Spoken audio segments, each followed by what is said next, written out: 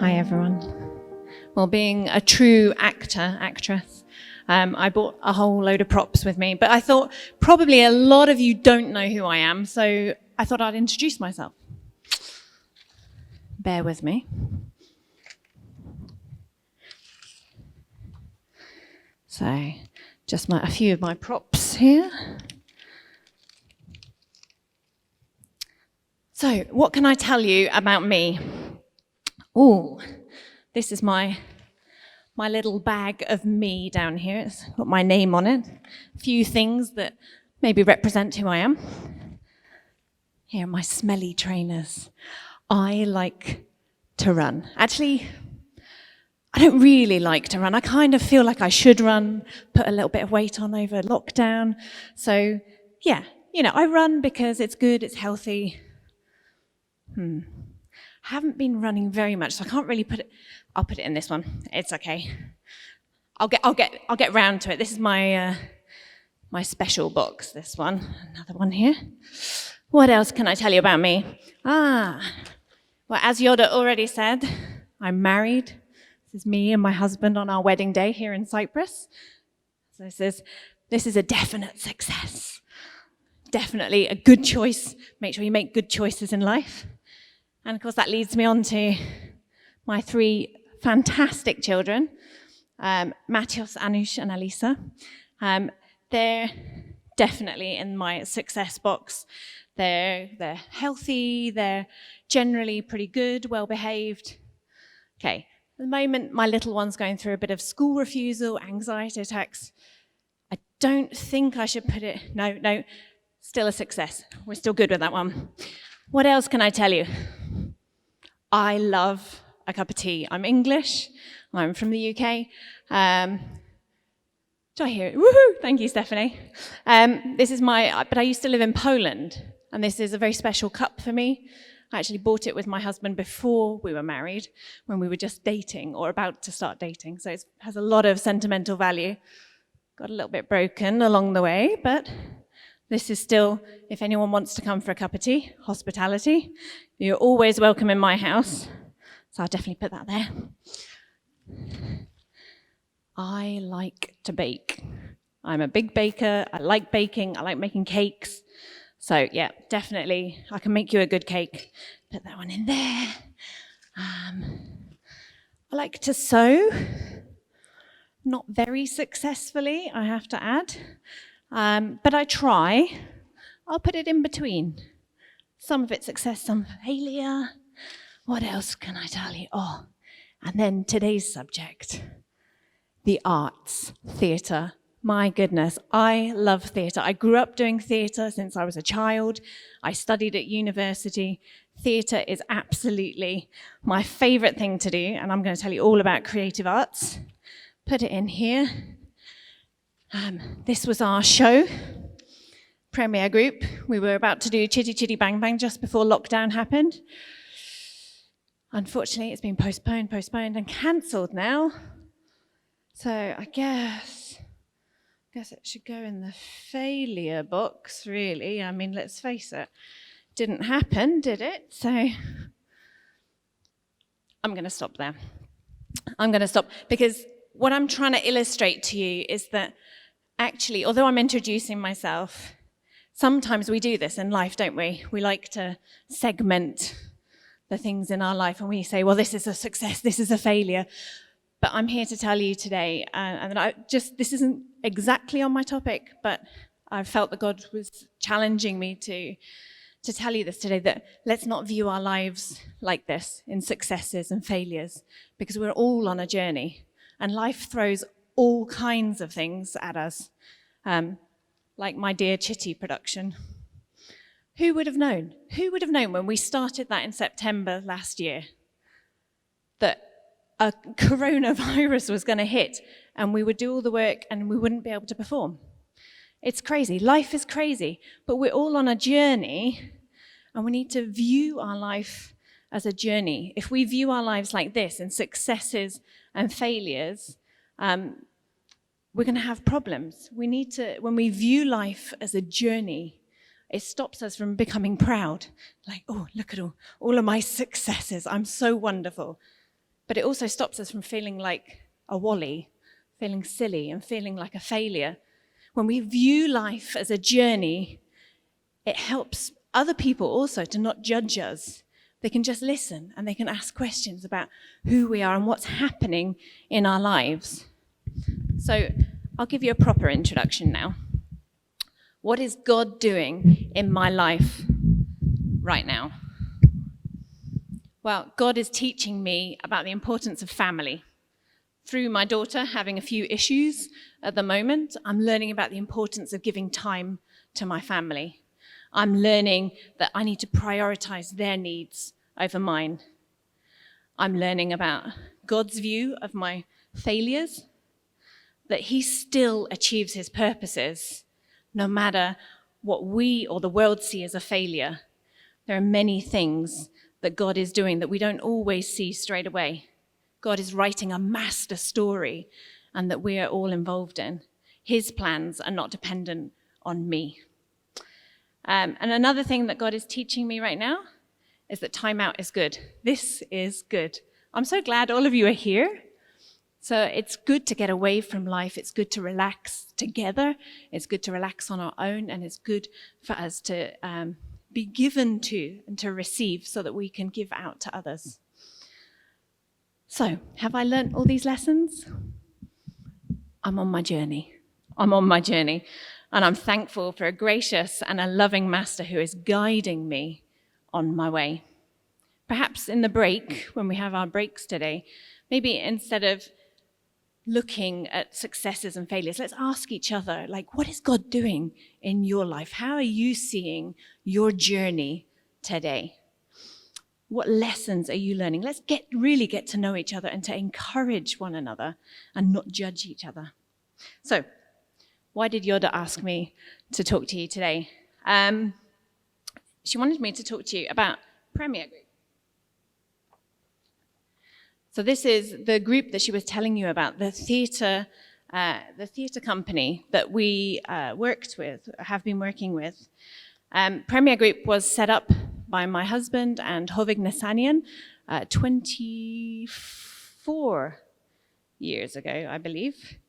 And they wanted to produce high-quality musical theatre, but they also wanted the themes of the shows to be good moral shows, fun for the family. But the big idea was that it would be Christians and pre-believers, as Andre was saying, pre-believers, pre-Christians, people who are not there yet, that they can be together, working together on a project to build something together, that they would see the lives of the Christians, and hopefully some of that would rub off on them and begin to make them ask questions. But why do we use the arts? Why are creative arts important? Well, why not? Why not? God created the creative arts. Can you name some of the ways? I like things to be interactive here. So, can you name some ways that you see God's creativity displayed in the world around us? Just shout them out. Nature. Sunsets. God is the best artist in the world, right? Anything else? The stars. Yeah. Music. Thank you, Pam. Pam's been involved with Premier Group, helping us with music and conducting. Yeah, music. Have you ever listened to a piece of music that it just moves you? There's something about it that touches something deep inside.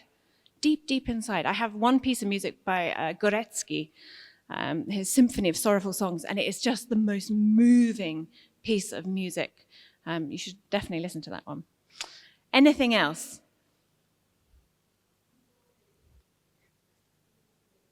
A newborn baby. Is there anything more delicious than a newborn baby? The way they smell, the way that they look at you, the way they gurgle. Amazing. Absolutely amazing. All of these things. God is creative. He loves to communicate creatively with us. Think about Jesus. What did Jesus do? How did Jesus speak to the crowds? In parables, right? What is a parable if it's not Jesus teaching a parable on the hillside? It's no different than an actor in an amphitheater, right? You have your audience sat there listening. He told stories as a way to communicate. When you look in the Old Testament, there's in 2 Samuel chapter 12, 1-10, there's a situation with King David. He's just had his affair with Bathsheba, and he's sent off the husband, Uriah, to the battle. He's died. And along comes Nathan, the prophet. And Nathan has to tell David, what you did is wrong. He had two ways of doing it. He could have just said, the direct way. I'm sure some of you here are direct people. What you did is wrong. You need to repent, and you need to turn around, and you need to ask for forgiveness. But he didn't do that. Does anyone remember the story of Nathan and David? And tell me, what did he do? He used a story about a lamb, about a rich man and a poor man, and the poor man and his lamb, and the rich man takes the poor man's lamb. And David's response to this was he was incensed. How could this happen? And Nathan says, you are the man. Stories have a way of getting past our defenses. When we put up defenses, and the story can get through, and people can react to the story before the truth really hits them. And then they see, it's like their eyes are opened. Stories work really well. Genesis 37. God speaks to Joseph. God speaks to Pharaoh through dreams. They're like these great film version dreams that they have. God is speaking creatively. There are so many examples in the Bible of God speaking creatively. And that's why I think that as image bearers, that we are like God. We bear God's image. It's important for us to use the arts. Over time, I think sometimes in the church, people have been against the arts because they say, when you look at Hollywood and when you look at some of the theater that is out there, art that is out there, that they say it's not good. And they're right? Some of the films out there, some of the theater that is out there is not good. But what if we as Christians go into those areas and we bring light and we bring theater, we bring films, we bring art that has the themes that would please God? When we show a film about a marriage, we can show a film where they overcome difficulties, where they push through the difficulties. And we see redemption, we see forgiveness, we see reconciliation. This is a good use of art. We don't have to always do art which shows Jesus dying on a cross. We can do that. I'm not against that kind of Christian drama. But what I'm saying is that art can be used in many, many ways. We can use even a normal film that doesn't have any reference to God to bring up many different questions in people's hearts and their minds. I'll give you an example of this. I used to be a part of a theatre company that worked with university students. And what we would do is we would put on a high-quality event. We would put on some drama for the university students, and then we would discuss it with them afterwards. But because it was quite difficult to get into universities, we would never do sort of Jesus dying on a cross or depicting a Bible story. But instead, we would show theatre that would cause them to ask questions. One particular piece was called Sometimes I Catch, and it was about some people, and they had these boxes, and they loved these boxes. These boxes were so precious to them, and they were playing with them, enjoying them, built them up to be these great things. And then one of the characters, at some point, gets excited and opens the box. And there's nothing in it. And so the character then looks at the other boxes and starts frantically opening box after box after box, and they're all empty. And then this character is just left with just questions. What happens? And we use this piece of theatre with the university students to ask, what happens when you discover that your dreams are empty or something breaks down? Where do you go? What do you do next? And through this kind of discussion theatre, we were able then to share hope and light. So what I'm trying to help you to understand is that we don't always have to do theatre that is really in your face Christian, you know? It can be other things that allow you to discuss afterwards.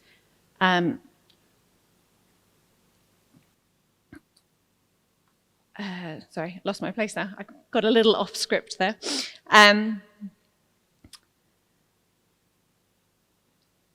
When we put on pieces of theatre, one of the things that we used to ask the university students to do is to bring their friends, to bring the people they were already in contact with. And I think theatre, using theatre arts as a tool for evangelism is the best when you're using it within the context of lifestyle evangelism. You're already in people's lives. I'm sure you can all list at least 10 people who you know that you're good friends with, that maybe they don't believe yet. But just by the way you're living your life every day, you're showing light, you're showing hope to that person, you're praying for that person. And when we bring these people to the arts and we give them the opportunity to question life, when we give them the opportunity to question things that are going on in the world, we have the opportunity to share Jesus with them. Now, sometimes they don't react well when someone outside of their friendship groups sort of talks directly about Jesus to them. But when you, as a friend, and they trust you, they know you, they love you, they understand that you're coming from a position of love, when you share with them, they'll listen. They may not agree with you, but they will listen. And they'll thank you for it because they know that you care. This is what Premier Group was striving to do, that although the shows that we put on were not overtly Christian, what we wanted is to show that the Christians, through the rehearsals, would be able to bring peace, would be able to bring light, be able to bring hope. There were so many opportunities where, because you're together for quite a long time, we did September till April. And over that time, you get to know the people in the cast. And sometimes people say, you know what? I'm having a hard time with this. It gives us the opportunity to say, you know what? If you don't mind, I'll pray with you now. But if you don't feel comfortable with that, I want you to know I'm praying for you this week. There were opportunities for us to say, you know what? How I deal with this is like this because of the hope that I have, without being bashing people on the head. We're able to show our love, show who we are, who God has made us to be. And we're able to share that with other people.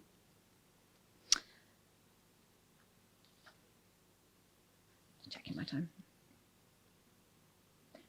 So maybe you're sat there and you're thinking, okay, that's all very nice and well, but I'm not particularly creative.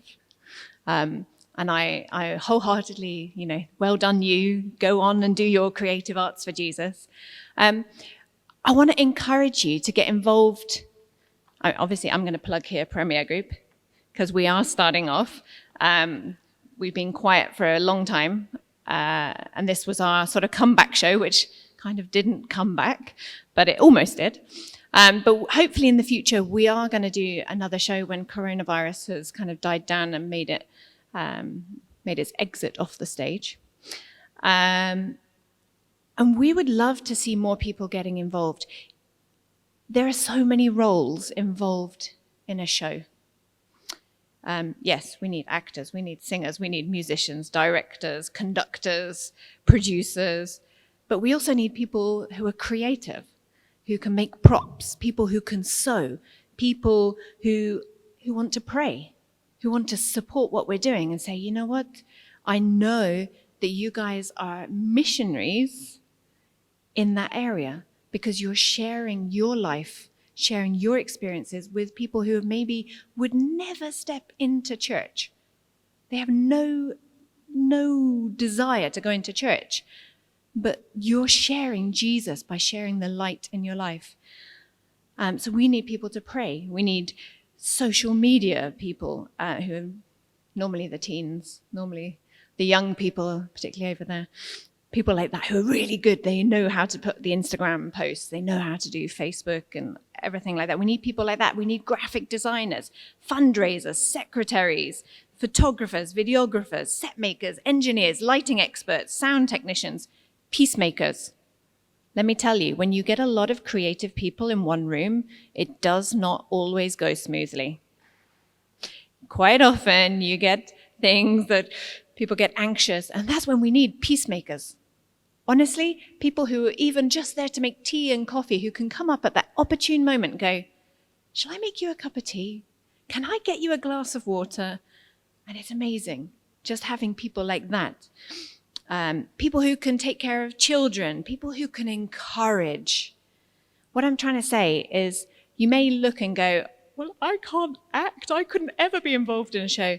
I'm telling you, if you were willing to get involved, there are so many ways that you can get involved in this. And honestly, you could be the person who sits at the back, and when there's someone who's looking a bit down, you get to go up and say, hey, how you doing? Are you all right?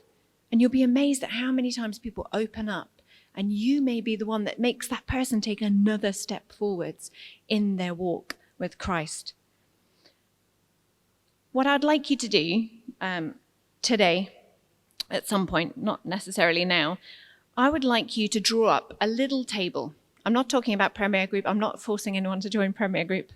But just think about your skills. Almost draw a table, and you have on the one side your skills. What are you good at?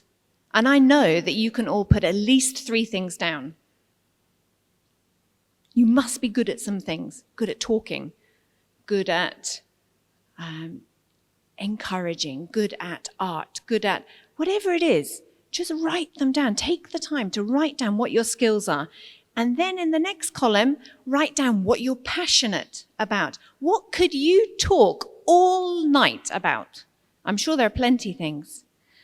And then start thinking about how you can link your skill with your passion and what you could do for God. Whether it's in Premier Group or whether it's through some other way, doesn't have to. I know I'm only talking about creative arts, but just in general, how could you use your gifts, your skills, and your passions to reach people for Christ?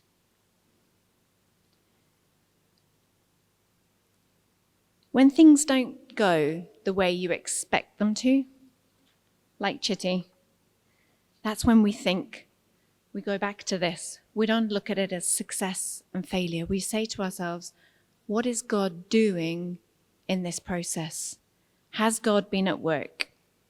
The world looks at Chitty, quite honestly, and goes, wow, that was a waste of time. You spent a whole year,